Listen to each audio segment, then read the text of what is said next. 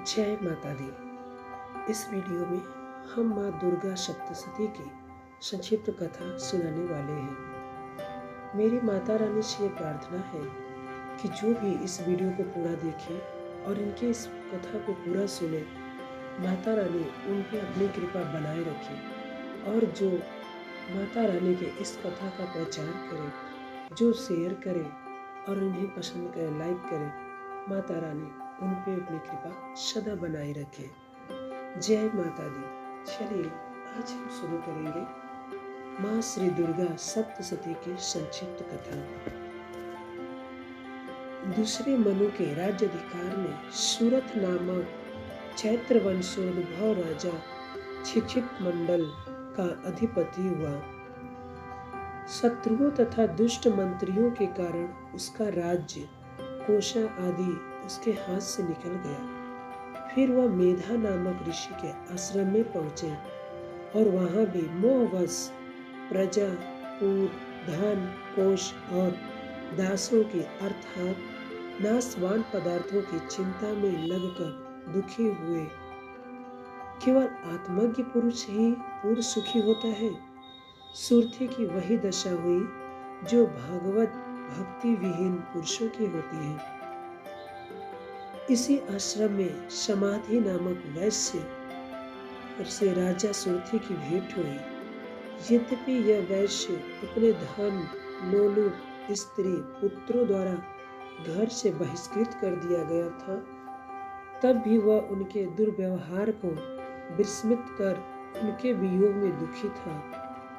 इस प्रकार ये दोनों मेधा ऋषि के समीप पहुंचे। वहां दोनों मुनि को प्रणाम करके बैठ गए।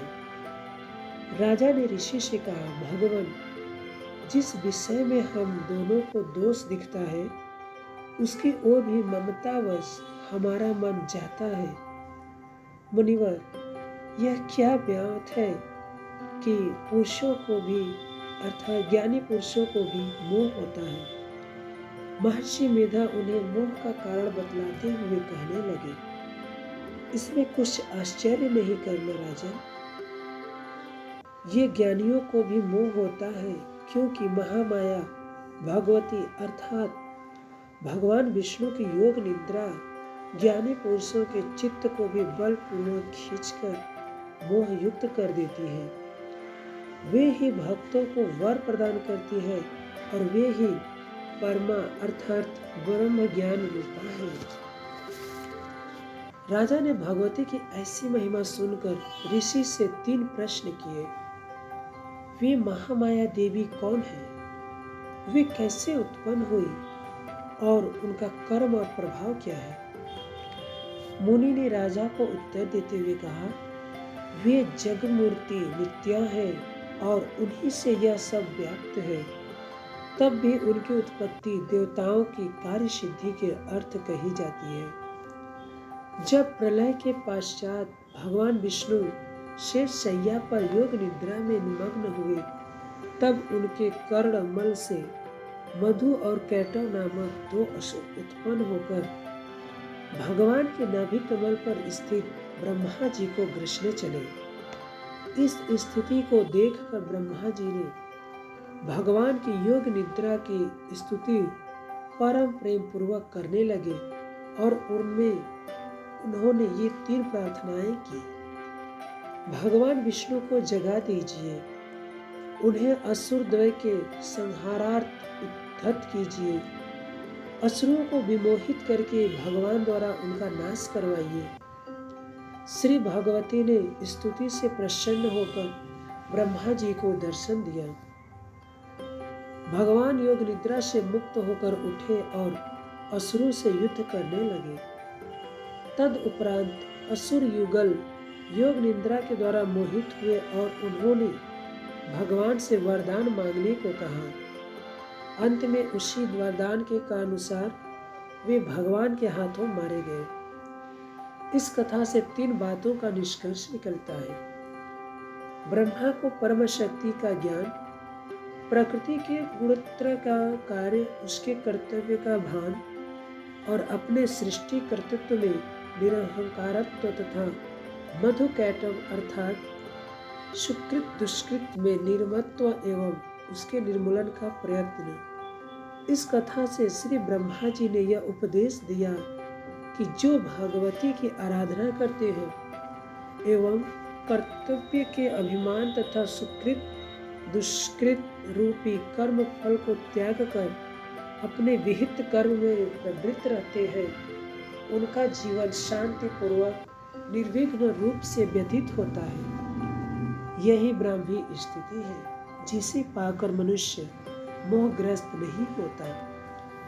महर्षि मेधा सुरत तथा समाधि दोनों जिज्ञासुओं के मोह के निराकरणार्थ कर्म के उच्चतम सिद्धांत का निरूपण करके उपासना तथा ज्ञान योग के तत्व को भगवती के अनन्य प्रभाव द्वारा वर्णन करने लगे।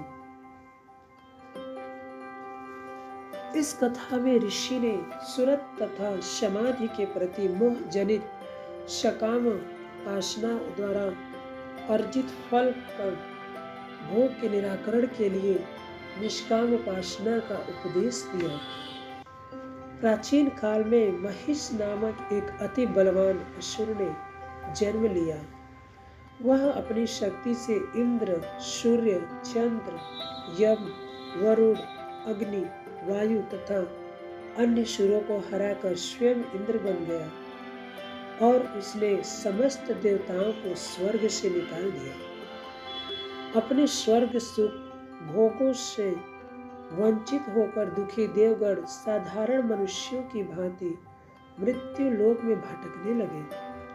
अंत में व्याकुल होकर वे लोग ब्रह्मा जी के पास भगवान विष्णु और शिव जी के निकट गए तथा उनके शरणागत होकर उन्होंने अपनी कष्ट कथा कही और सुनाई। देवगण की करुण कहानी सुनकर हरि के मुख से महतेज प्रकट हुआ। इसके पश्चात ब्रह्मा, इंद्र, सूर्य, चंद्र, यमादि देवताओं के शरीर से भी तेज निकला। वह सब एक होकर तीनों लोकों को प्रकाशित करने वाली एक दिव्य देवी के रूप में परिणत हो गई। तब विधि हरिहर त्रिदेवों तथा अन्य प्रमुख सुरों ने अपने अपने अस्त्र शस्त्रों में से दिव्य प्रकाशमयी उन तेजो मूर्ति को अमोघ अस्त्र शस्त्र प्रदान किए। तब भगवती अट्टहास करने लगी। उनके उस शब्द से समस्त लोग कंपायमान हो गए। तब असुरराज महिष यह क्या है, ऐसा कहता हुआ संपूर्ण असुरों को साथ लेकर उस शब्द की ओर दौड़ पड़ा। वहां पहुंचकर उसने उन महाशक्ति देवी को देखा जिनकी कांति तीनों लोक में फैली हुई है और जो अपनी सहस्त्र भुजाओं से सभी दिशाओं के चारों ओर फैलाकर स्थित है। इसके बाद असुर देवी से युद्ध करने लगे। श्री भगवती और उनके वाहन सिंह ने कई कोटि असुर सैन्य का विनाश किया। तत्पश्चात श्री भगवती के द्वारा चिच्छू, चामर, उदग्र, कराल, वास्कल, ताम्र, अंधक, असिलोमा, उग्रास्य, उग्रविहोन, महाहनु, बिडाल, महासुर, दुर्धर और दुर्खुम के ये 14 असुर सेनानी मारे गए। अंत में महिषासुर महिष हस्ती मनुष्य आदि के रूप धारण करके श्री भगवती से युद्ध करने लगा और वो भी मारा गया।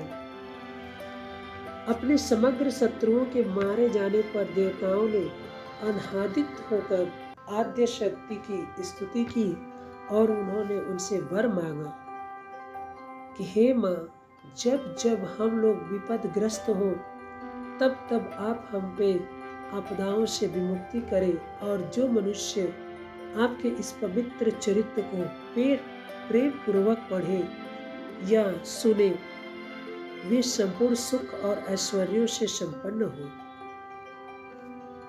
श्री भगवती देवताओं को वरदान देकर अंतर ध्यान हो गई। इस चरित्र में मेधा ऋषि इंद्रादि देवगण के राज्याधिकार अपहरण आत्मशक्ति द्वारा उनके दुखों का निराकरण तथा पुनः स्वराज्य प्राप्ति का वर्णन करके सुरथ राजा के शोक मोह के निवारण के लिए उन्हें आत्मशक्ति भक्ति का उपदेश किया है। देवताओं की प्रार्थना पर भगवती ने उन्हें वर दिया और कहा कि जब जब विदाग्रस्त होकर वे उनका स्मरण करेंगे तब तब वे उनका संकट दूर करेंगी। मध्यम चरित्र में मोह का कारण कर्म फल शासक देवों द्वारा दिखाया जाकर उत्तर चरित्र में परानिष्ठा ज्ञान के बाधक आत्ममोहन अहंकार आदि निराकार का वर्णन किया गया है। पूर्व काल में शुंभ निशुंभ दो महाप्रक्रमी असुर हुए। उन्होंने इंद्र के तीनों के राज्य और यज्ञों का भाग छीन लिया। वे दोनों ही सूर्य चंद्र कुबेर यम वरुण पवन और अग्नि के अधिकारों के अधिपति बन बैठे तथा उन्होंने सूरज समाज को स्वर्ग से निकाल दिया।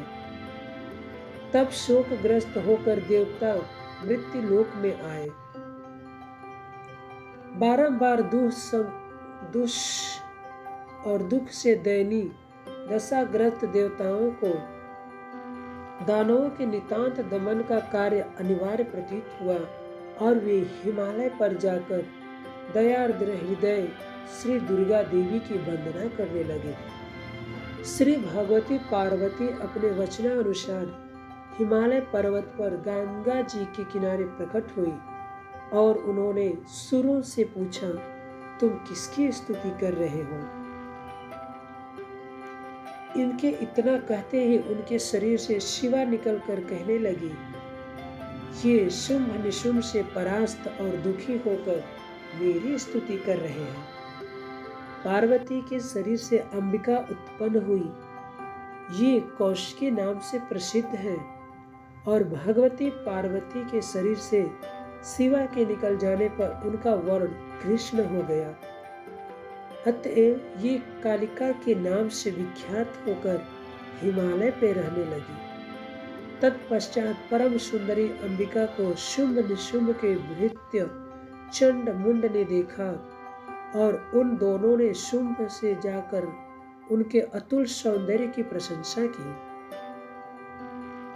उसने अपने भृत्यों की बात सुनकर सुग्रीव नामक असुर को अंबिका को ले आने के लिए भेजा। सुग्रीव ने भगवती के पास पहुंचकर शुंभ निशुंभ के बल और ऐश्वर्य की प्रशंसा की और उनसे विवाह करने की बात कही। तब भगवती ने उत्तर दिया कि जो मुझे संग्राम में पराभूत करके मेरे बल को नष्ट करेगा उसी को मैं पति रूप में स्वीकार करूंगी। यह मेरी अटल प्रतिज्ञा है। सुग्रीव ने शुंभ निशुंभ के निकट जाकर भगवती अंबिका की प्रतिज्ञा विस्तार पूर्वक कहने लगे। असुरेंद्र कुपित होकर ध्रुमलोचन नामक असुर को भेजा। भगवती ने ध्रुमलोचन को हुंकार मात्र से ही भस्म कर दिया और उन्होंने तथा उनके वाहन सिंह ने असुर सेना का विनाश किया। तदुपरांत असुर राज शुंभ ने चंड मुंड दोनों को बहुत बड़ी सेना के साथ भगवती कौशिकी को पकड़ कर लाने अथवा उन्हें मार डालने के लिए भेजा। वे सब हिमालय पर जाकर भगवती को पकड़ने का प्रयत्न करने लगे।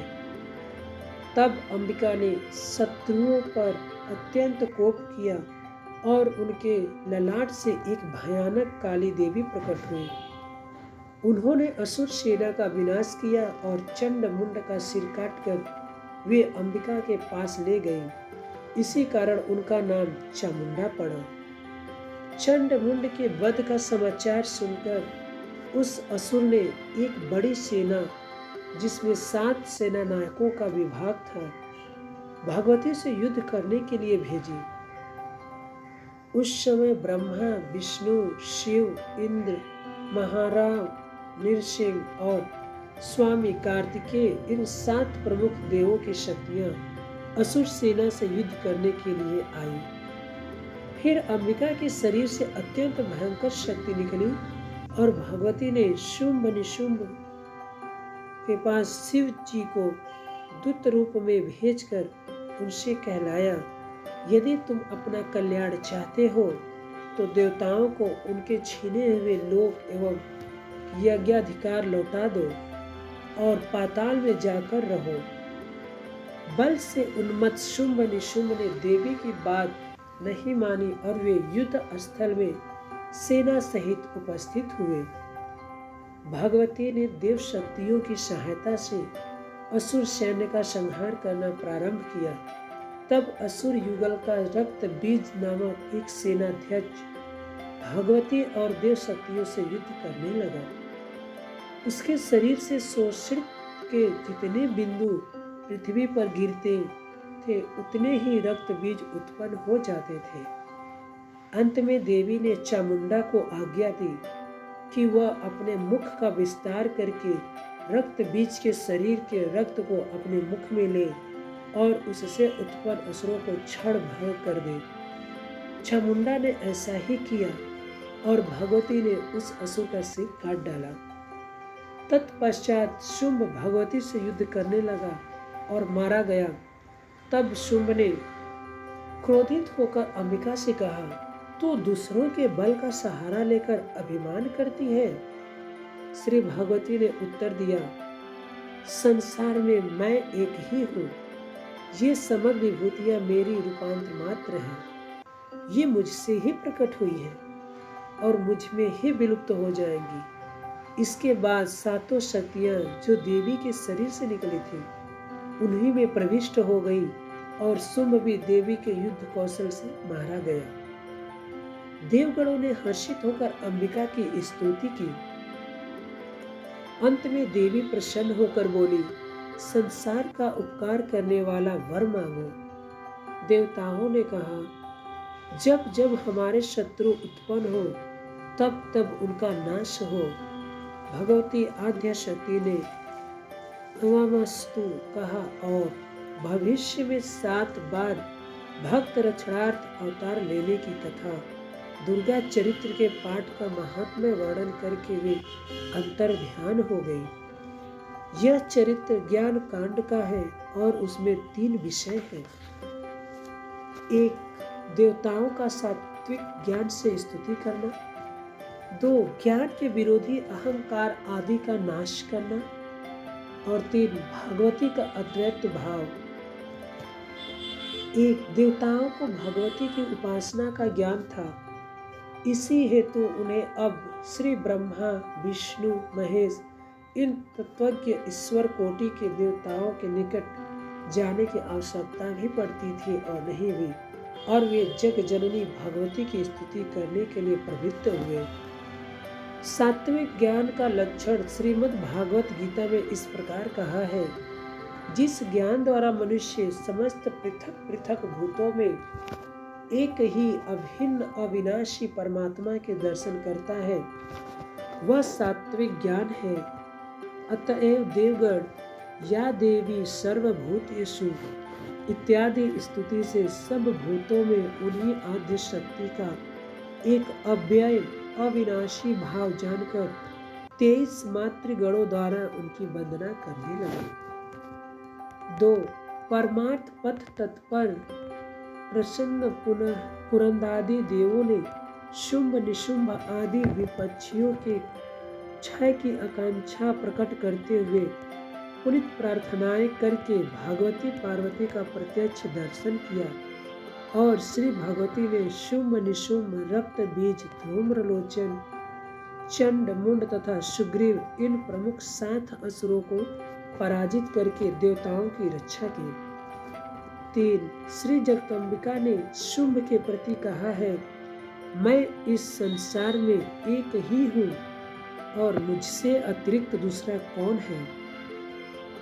मैं अपनी विभूति द्वारा बहुत से रूपों से यहाँ स्थित थी, अब उन सबको अपने में लय करके पुनः अकेले ही स्थित हूँ। भगवती चंडिका अपनी स्तुति का महात्म्य और उसका फल तथा पूजा विधि कहकर अंतर ध्यान हो गई और मेधा ऋषि ने उन्हीं महाशक्ति को धर्म, अर्थ, काम, मोक्ष, फल प्रदा कहकर यह उपदेश दिया कि महाराज, आप उन्हीं परमेश्वरी की शरण में जाइए। वे अपनी आराधना से प्रसन्न होकर मनुष्यों को भोग, स्वर्ग एवं मोक्ष प्रदान करती है। राजा और वैश्य श्री भगवती के चरित्र तथा महर्षि मेधा के उपदेश को सुनकर उन महादेवी भगवती को प्रसन्न करने के लिए नदी तट पर तपश्चर्या एवं उपासना करने लगे। जगधात्री चंडिका ने प्रसन्न होकर उन दोनों को दर्शन दिया और कहा, मैं तुम दोनों से प्रसन्न हूँ। तुम जो कुछ मांगोगे मैं वही तुम्हें दूंगी। आद्या देवी की बात सुन राजा ने यह विचार किया, मेरे लिए अपना छत्र कर्म करना ही उचित है, अर्थात क्षत्रिय कर्म करना ही उचित है। अपने आश्रित जनों को कष्ट में छोड़कर अकेले वन में चले जाना धर्म के विरुद्ध है। यदि मैं ब्रह्मा जी के समान अपने कृतित्व के अहंकार को भुलाकर उन्हीं महामाया की आराधना करता तो वे महाशक्ति जैसे मधु कैटभ से ब्रह्मा की रक्षा की थी वैसे हमारी भी करती। राजधर्म का आदर्श कर्म योग के उत्तम सिद्धांत पर स्थित है।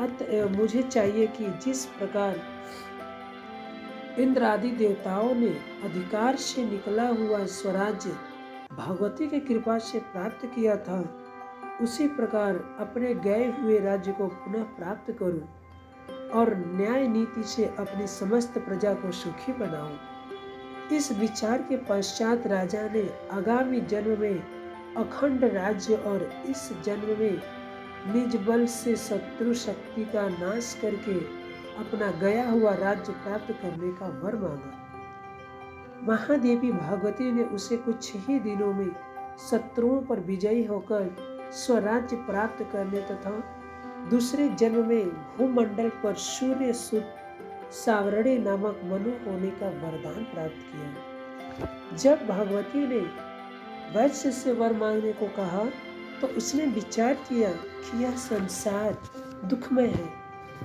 देवताओं का कई बार अधिकारच्युत होना और सुरथ राजा का राज्य भ्रष्ट होना प्रमाणित करता है कि संसार भोगों से अनित्य है। जिस तुच्छ सांसारिक सुख में मेरा मोह था वह वास्तव में दुख रूप ही था। जब तीनों लोक का सुख अनित्य है तब मुझे इससे विरक्त होकर इन परमेश्वरी की अनुकंपा से ऐसा ज्ञान प्राप्त करना चाहिए जिससे नित्य अक्षय सुख स्वरूप में प्रविष्ट हो सकूं।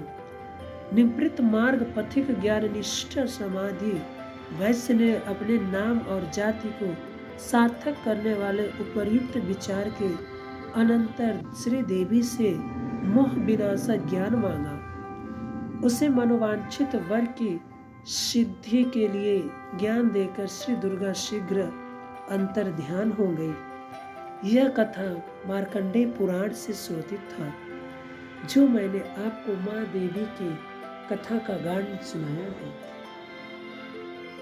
माँ देवी की इस कथा को सुनने वाले और सुनाने वाले दोनों के लिए लाभकारी है। माता रानी की कृपा आप सभी पे बनी रहे। जय माता दी।